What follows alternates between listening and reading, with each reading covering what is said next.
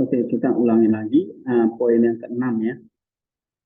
Nah, dalam poin keenam ini kan ada satu legalitas, namanya Kejadian 2 ayat 15. Ya, nah itu menguasai manusia. Apa itu Kejadian 2 ayat 15? Yaitu hukum di mana kita melanggar, kita akan menerima kematian. Nah, tetapi sisi lain, manusia yang diciptakan menurut gambar Allah itu kan bukan untuk mati kan. Tapi kenyataannya hasil karya Allah atau penciptaan Allah ini, manusia ini sedang dalam proses apa? Kebinasaan. Ya, gitu. Nah, poin 3 kita baca, sebab pertama-tama sungguh mengerikan bahwa Allah setelah berfirman harus terbukti salah. Dia mengatakan apa? Manusia itu diciptakan baik adanya untuk menerima janji kebahagiaan. Tapi kok kayak Adam dan Hawa itu kok kayak ketipu gitu, malah mati. Ya, bahwa ketika ia telah menetapkan bahwa manusia jika melanggar perintah itu harus mati, setelah pelanggaran itu manusia tidak boleh mati, tetapi firman Allah dilanggar, sebab Allah tidak benar. Jika ketika ia telah mengatakan bahwa kita harus mati, manusia tidak mati. Nah, jadi ini kayak dalam Kejadian 2:15 ini, kamu ngerti nggak maksudnya? Tuhan Allah menciptakan manusia supaya hidup. Tapi kenapa kok dia mengatakan dalam Kejadian 2:15, kamu makan, kamu akan mati? Ya kan? Nah, hukum itu nggak mungkin dilanggar. Allah nggak bisa melanggar hukumnya sendiri. Gitu. Jadi waktu manusia makan ya mati. Gitu. Ya kan? Tapi sisi lain, karya Allah ini sedang bahaya karena menuju kepada kematian. Oke? Nah, sekali lagi adalah tidak layak bahwa malu-malu yang pernah dibuat rasional dan setelah mengambil bagian dalam firman harus menuju kehancuran. Dan berbalik lagi menuju ketiadaan melalui jalan kebinasaan. Nah, ini kayak jadi ada dilemanya, ya. Karena tidak layak bagi kebaikan Allah bahwa segala sesuatu yang telah Ia ciptakan harus binasa oleh tipu daya yang dilakukan iblis terhadap manusia, terutama tidak layak sampai pada tingkat terakhir bahwa kerajinan tangan Allah di antara manusia harus dihapuskan, baik karena kecerobohan mereka sendiri atau karena tipu daya roh jahat. Sehingga ketika manusia ini ya sedang menyia-nyiakan karya-karya Allah, sedang menuju kehancuran, apa yang seharusnya dilakukan Allah dalam kebaikannya. Ya kan? Menderita kerusakan untuk menang melawan mereka dan kematian untuk menahan mereka, dan di manakah manfaatnya dari penciptaan mereka? Karena lebih baik mereka tidak dicipta daripada setelah dicipta dibiarkan terlantar dan hancur. Nah, ini kata Athanasius. Ya, Allah punya seperti sebuah dilema. Ya, Allah biarkan hancur. Tapi Allah nggak bisa melanggar hukumnya sendiri. Dan Adam udah makanin, udahlah, Adam nggak boleh mati gitu, nggak bisa. Adam tetap harus mati. Jadi kalau mati hancur, masa Allah biarkan? Lebih baik nggak usah diciptakan kalau begitu kan? Ya kan? Kamu lebih baik kamu nggak usah dilahirkan. Kalau kamu lahir cuma menghancurkan, kayak gitu. Bikin susah saya kan gitu kan? Karena gitu. Nah, ya makanya kira-kira itu begitu ya. Ada dalam problem dilematis. Nah, poin 8, sebab pengabaian menunjukkan kelemahan, Allah biarkan, berarti Allah itu lemah, nggak punya solusi. Ya kan? Bukan kebaikan di pihak Allah. Jika yaitu dia membiarkan pekerjaannya sendiri hancur ketika dia pernah menciptakannya. Nah, itu menunjukkan kelemahan Allah. Lebih baik daripada dia tidak pernah mencipta daripada dia ada mencipta. Benar nggak? Kalau mencipta manusia, tapi manusia dicipta untuk mati. Untuk apa dicipta? Nah, gitu. Ya. Tetapi manusia memang mati karena melanggar hukum itu gitu. Jadi lebih baik hukum itu nggak ada gitu. Nah, masalahnya bukan di hukumnya kan, tetapi di manusia. Dan misalnya kamu melanggar lampu lalu lintas, ini lampunya harusnya nggak ada gitu loh, ya kan? Nah, kamu yang di penjara nanti kalau kamu gitu. Kamu yang melanggar.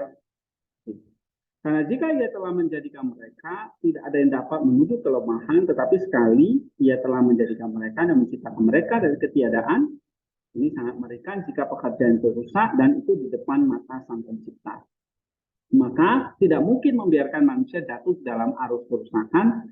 Hal ini tidak pantas dan tidak layak untuk kebaikan Allah. Nah, cara kesimpulannya, manusia saat itu sedang terbuang sia-sia, gambar Allah sedang dihapuskan, pekerjaannya hancur. Jadi kalau begitu, Allah harus melepaskan firman yang diucapkannya, karena dia mengatakan apa yang diciptakannya itu baik, kalau gitu. Tapi kenyataannya manusia menuju kehancuran. Manusia mengalami kehancuran. Ya, atau apa yang telah berbagi keberadaan firman itu harus tenggelam kembali ke dalam kehancuran. Dalam hal ini merancangan Allah akan dikalahkan. Lalu bagaimana? Apakah kebaikan Allah akan menderita hal ini? Tetapi jika demikian, mengapa hal manusia harus diciptakan? Bisa jadi itu adalah kelemahan, bukan kebaikan dari pihak Allah.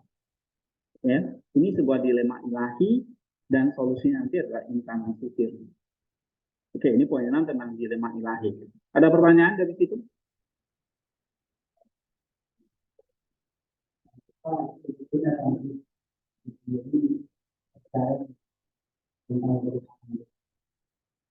Percaya tentang ya kerusakan total, ya manusia akan mengalami kerusakan total dalam pengertian ya mati gitu, kembali menjadi tiada.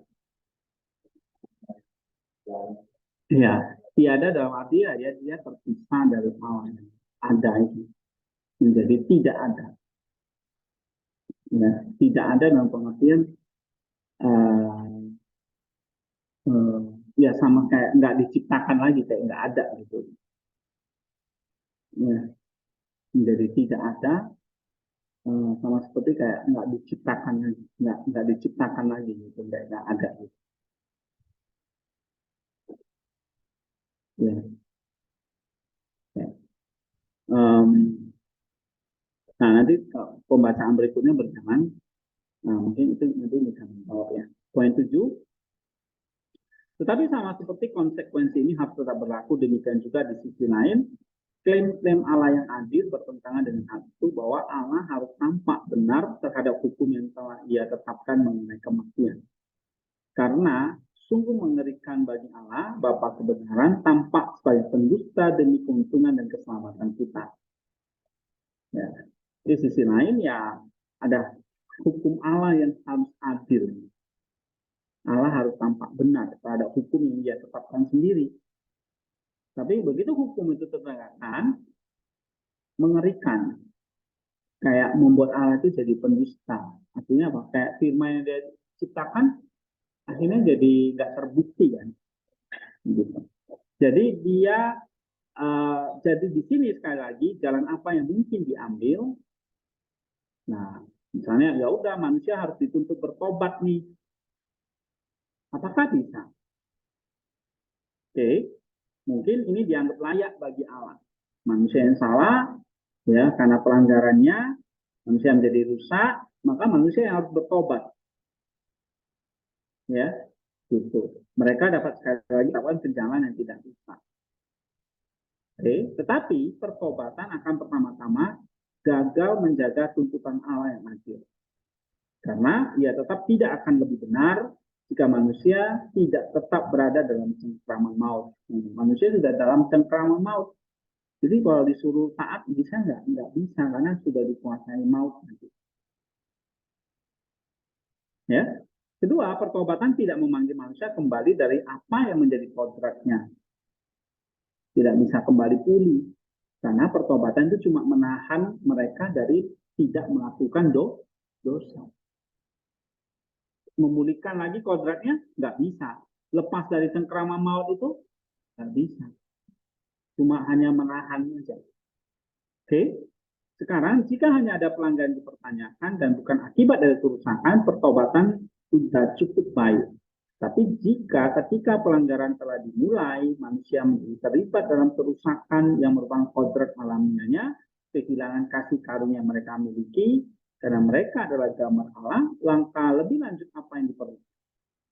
Atau apa yang diperlukan untuk kasih karunia dan ingatan semacam itu selain firman Allah yang pada mulanya juga telah menjadikan segala sesuatu dari yang tidak ada. Buat sekali lagi, firman Allah itu adalah untuk membawa yang fana kepada yang tidak fana. Dan untuk mempertahankan tuntutan Bapa yang adil atas semua orang.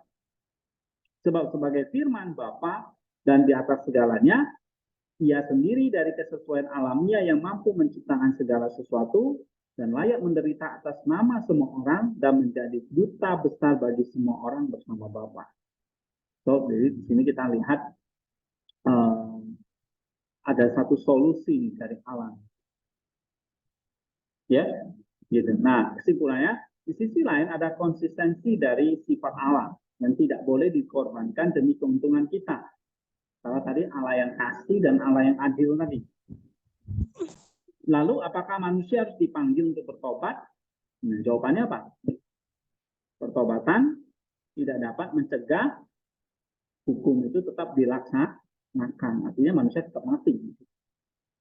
Ya, mau manusia bertobat sebaik apapun, dia sudah dikuasai maut, maka maut itu akan mencengkram dia. Ya, jadi pertobatan tidak bisa memperbaiki kodrat alamiah manusia yang telah jatuh. Oke, apakah rusak total gambar Allah di dalam diri manusia? Ya, tentu kodrat yang ada di dalam diri manusia itu sudah dikuasai oleh maut, ya, dan itu pelan-pelan menuju kepada kerusakan total. Jadi, apakah sudah rusak total sama sekali? Nah, itu dalam perjalanan waktu akan rusak total. Nah, rusak totalnya ketika manusia itu tadi seperti tadi ya, melakukan kejahatan yang semakin besar. Gitu. Oke, tetapi tetap dia adalah gambar Allah yang bisa dipulihkan. Ya, sebesar dosa apapun bisa dipulihkan. Ya, nah, mau baca tadi yang ini ya, ada dari Cyril.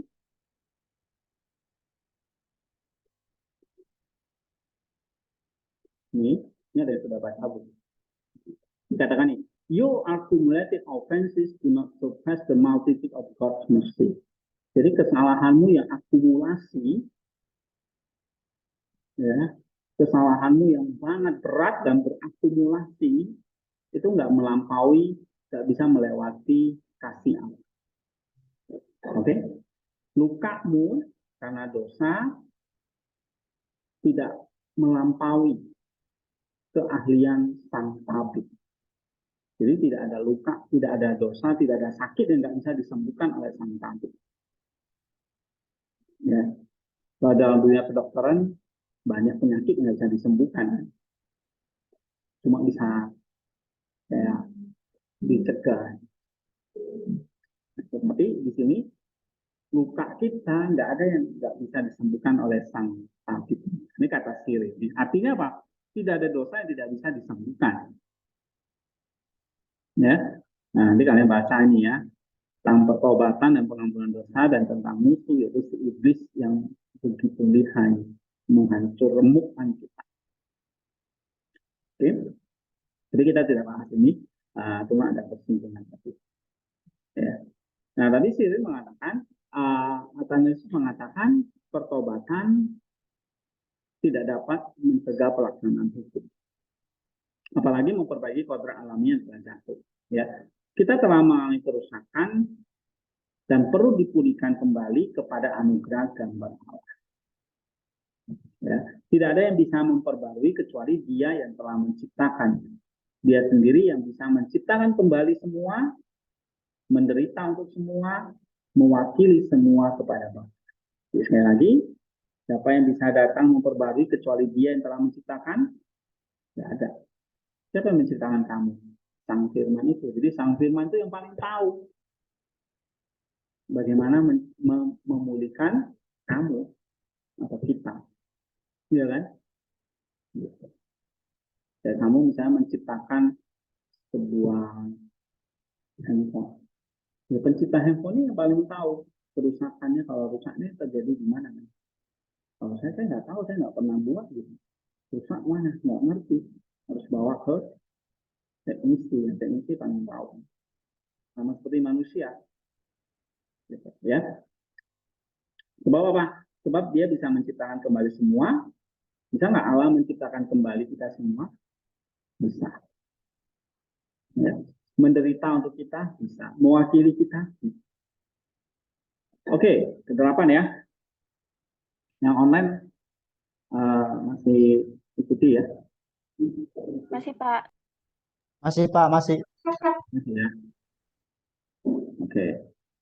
Yang kenapa? Untuk tujuan ini, maka firman Allah yang tidak berwujud, ya, tidak dapat binasa, tidak bersifat materi, akhirnya datang ke dunia yang bersifat materi, berwujud, dan fana.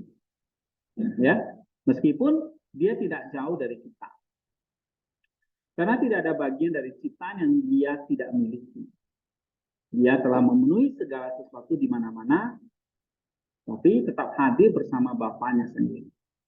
Ia datang dalam kerendahan hati untuk menunjukkan kasih setianya kepada kita dan mengunjungi kita. Ya. Jadi tidak percaya bahwa Kristus datang bukan sekedar dia hanya dia tokoh agama Kristen, dia pendiri salah satu agama terbesar di dunia.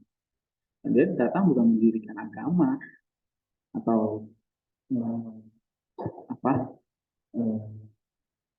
mendirikan sebuah sekte atau sebuah ajaran gitu ya. Tapi dia datang untuk menunjukkan kasih setianya, ya. Dan melihat bahwa ras makhluk rasional sedang menuju kebinasaan, mau berkuasa atas mereka oleh kebinasaan, melihat juga bahwa ancaman terhadap pelanggaran memberikan pegangan yang kuat pada kebinasaan menimpa kita, dan bahwa sungguh mengerikan bahwa sebelum hukum Taurat digenapi, kebinasaan itu harus terjadi. Jadi sekali lagi, ketidaksesuaian dari apa yang telah terjadi, bahwa hal-hal di mana dia sendiri adalah pembuatnya telah berlalu, melihat lebih jauh lagi kejahatan manusia yang luar biasa dan betapa sedikit demi sedikit mereka telah meningkatkannya ke tingkat yang tak tertahankan terhadap diri mereka sendiri, dan melihat terakhir bagaimana semua manusia berada di bawah hukuman mati. Jadi dia yang membuat hukum, tapi manusia itu sendiri yang melanggar hukumnya. Dia lihat sendiri bagaimana manusia itu berada di bawah hukuman mati. Tapi sisi lain, Allah itu mengasihi kita, berbelas kasihan pada kita. Sehingga mau ya dia datang merendahkan diri pada kerusakan kita, ya, karena tidak dapat menanggung bahwa maut harus menguasai kita. Supaya jangan sampai makhluk itu binasa dan karya tangan Bapaknya dalam diri manusia dihabiskan dengan sia-sia. Maka dia mengambil bagi dirinya sendiri sebuah tubuh yang tidak berbeda dengan tubuh kita. Jadi dia tidak mau manusia itu binasa. Maka dia datang mengambil tubuh kita. Ya, sebab dia tidak hanya berkehendak untuk menjadi tubuh atau berkehendak untuk menampakkan diri. Jika dia hanya mau nampil doang, mau menunjukkan dirinya aja kepada manusia, ia dapat mewujudkan penampakan ilahnya dengan cara-cara yang lebih tinggi. Ya, tetapi dia mengambil tubuh dari jenis kita, maksudnya tubuh manusia. Bukan hanya demikian, tetapi dari seorang perawan yang tak ternoda dan bercela, yang tidak mengenal manusia, satu tubuh yang bersih dan dalam kebenaran yang sangat murni dari hubungan dengan manusia. karena dia sendiri yang perkasa, pengrajin segala sesuatu, dia mempersiapkan tubuh di dalam perawan sebagai bait suci bagi dirinya sendiri dan menjadikan miliknya sendiri sebagai alat di dalamnya dimanifestasikan dan di dalamnya bersih. Ya, jadi kamu lihat dia pencipta tubuh. Nah, sekarang dia ada berdiam dan di dalam tubuh itu. Ya, dia mempersiapkan tubuh di dalam perawan sebagai bait suci bagi dirinya sendiri dan menjadikan miliknya sendiri sebagai alat. Miliknya maksudnya tubuh perawan Maria itu sebagai alat, di dalamnya dimanifestasikan dan di dalamnya bersih. Nah, ini inkarnasi. Ya. Dan dengan demikian mengambil dari tubuh kita yang satu yang sama sifatnya atau kodratnya. Karena semua berada di bawah hukuman kerusakan maut. Dia menyerahkannya kepada maut sebagai pengganti semua orang dan mempersembahkannya kepada Bapa. Melakukan hal ini terlebih lagi atas dasar kasih setianya dengan tujuan pertama semua orang yang dianggap telah mati di dalam dia, hukum yang melibatkan kehancuran manusia dapat dibatalkan. Dan kedua, ketika manusia telah berbalik ke arah kebinasaan, dia dapat mengubah mereka kembali ke arah yang tidak dapat binasa dan menghidupkan mereka dari kematian dengan pengambil alihan tubuhnya dan dengan kasih karunia kebangkitan mengusir kematian dari mereka seperti jerami dan api. Ini artinya apa? Kenapa kok dia memakai tubuh manusia? Kalau dia cuma ingin nampak aja kepada manusia kan nggak perlu memakai tubuh kan? Tapi kok dia datang dalam kerendahan hati pakai tubuh? Padahal dia yang menciptakan tubuh. Dia yang ciptakan, dia yang persiapkan tubuh itu, lalu dia masuk ke dalam tubuh. Ya. Apa alasannya kata Athanasius di sini? Kenapa dia perlu mengambil tubuh kita yang sama sifatnya dengan kita? Padahal tubuh manusia kan sudah di bawah hukuman maut tadi kan. Nah, lalu dia datang memakai tubuh itu supaya tubuh itu apa? Hah? Dia tubuh itu apa? Terpulihkan, apalagi. Nah, di sini kata Athanasius yang pertama ini. Ya, supaya kehancuran manusia dapat dibatalkan. Apa? Kuasa sepenuhnya dihabiskan di dalam tubuh Tuhan dan tidak lagi memiliki pegangan terhadap manusia. Ya, jadi dengan memakai tubuh itu supaya tubuh itu bisa dilepaskan dari maut. Oleh sebab itu, Kristus yang memakai tubuh manusia, dia mati. Tubuh itu bisa mati. Nah, dengan matinya, dia mengambil alih tubuhnya, lalu dia membangkitkan tubuhnya kembali. Nah, ini artinya dia mengusir kematian dari mereka seperti jerami dan api. Ya, nah di sini kesimpulannya firman kemudian mengunjungi kita di bumi di mana ia selalu hadir melihat semua kejahatan ini. Dia mengambil tubuh yang memiliki kodrat alamiah seperti kita dari tubuh seorang perawan yang tidak bernoda, yang di dalam rahimnya dia menjadikan rahim itu menjadi kayak rumah dia, menjadi miliknya sendiri, ya, menyatakan dirinya menaklukkan maut dan memulihkan kehidupan. Jadi alasannya jelas dia mengambil tubuh supaya tubuh itu bisa dilepaskan dari maut. Oke, nah jadi dengan mengambil alihan tubuhnya dan dengan kasih karunia kebangkitan, nah, mengusir kematian dari tubuh manusia. Ya, nah sehingga semua nanti karena Kristus mati untuk semua orang, maka semua orang akan mengalami yang namanya kebangkitan. Sebab apa? Sebab maut itu sudah dikalahkan. maka ada kebangkitan. Tapi orang tidak percaya gimana Pak? Dia tetap bangkit. Karena Kristus sudah mati untuk dia. Dia tetap bangkit. Tubuhnya kan tetap bangkit. Kita yang percaya juga tetap bangkit. Kristus menebus untuk semua manusia. Semua akan bangkit. Karena maut itu sudah dihancurkan. Ya. Nah, tetapi firman Allah mengatakan yang tidak percaya dia bangkit, dia tubuhnya itu yang tetap ada gitu loh. Oke. Jadi baik orang percaya yang tidak percaya nanti semua tubuhnya tetap bangkit, tetap ada. Nah, jadi tidak ada satupun ciptaan yang akan mati. Semua tetap hidup, tetap ada. Tetap bangkit semua. Oke. Nah, tetapi kita jangan lupa ada namanya penghakiman. Oke. Nah, Allah menghakimi semua yang bangkit nanti, semua yang hidup. Gitu. Ada yang nanti dikatakan dalam Tuhan apa? Ada yang masuk dalam kerajaan surga, ada yang hidup terpisah selama-lamanya dari Tuhan. Hidup, tapi terpisah dari Tuhan. Hidup, tapi masuk dalam kerajaan. Gitu. Ya.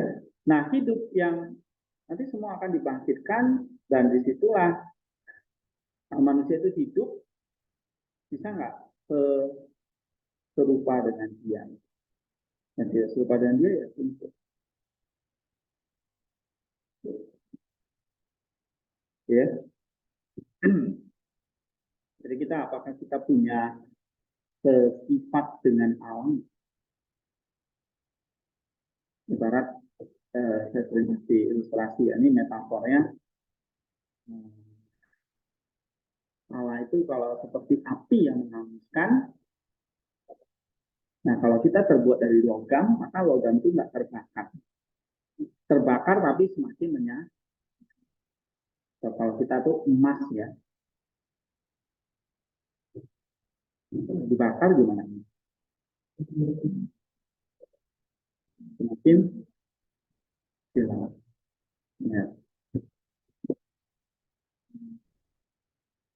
Nah, tapi kalau kita adalah jerami, begitu menyentuh api itu, maka akan terbakar. Ya. Nah, jadi Allah itu menghakimi dalam pengertian